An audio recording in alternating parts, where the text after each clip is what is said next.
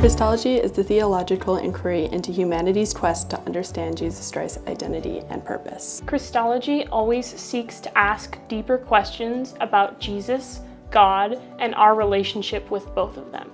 Christology asks 4 key questions. Who is Jesus in himself? Who is Jesus in relationship to God? Who is Jesus in relation to us? And does it matter? What's cool about looking at something like Christology at a place like LMU is that it's a college campus, and so there's going to be a lot of students from a lot of different diverse backgrounds, and at the end of the day we're all here to learn and think critically. And the two can kind of cross-pollinate to create new fundamental ideas towards things like Christology, which are going to give us a deeper insight into artworks that we may have not gotten had we been doing this on our own. Studying Christology in a place like LMU is amazing for so many reasons.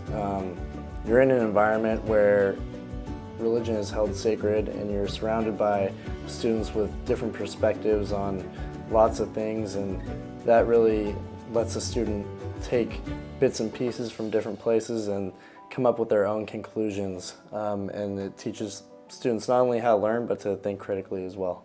Studying Christology in the context of a Catholic university adds depth, as we are already surrounded by religion and Christological imagery. The university setting also creates an environment for diverse perspectives and ideas that adds depth to the field and allows us to see Christological imagery from different cultures. We went and visited in downtown LA the El Grito piece, which was this awesome mural that really showcased social justice. And what's really neat about it is it really also helped us fully understand the concepts of the 4 strands of art. And the 4 strands are the art, the artists, the communities in front of the art, and the communities behind the art. We as a group visited this piece one Friday afternoon. We were there at dusk.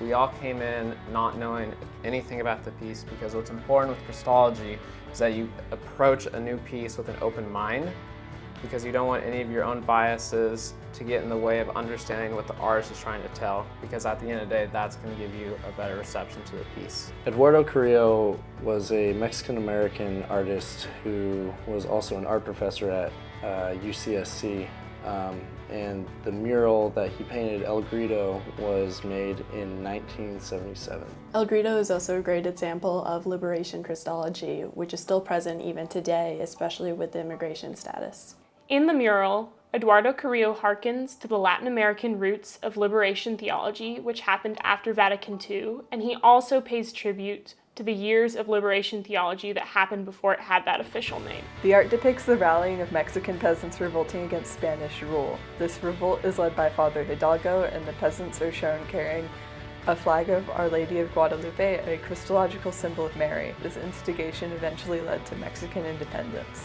In her book, Consider Jesus, Elizabeth Johnson explains that the symbol of the reign of God evokes the final age, when justice will dwell in the land and when there will be no more war.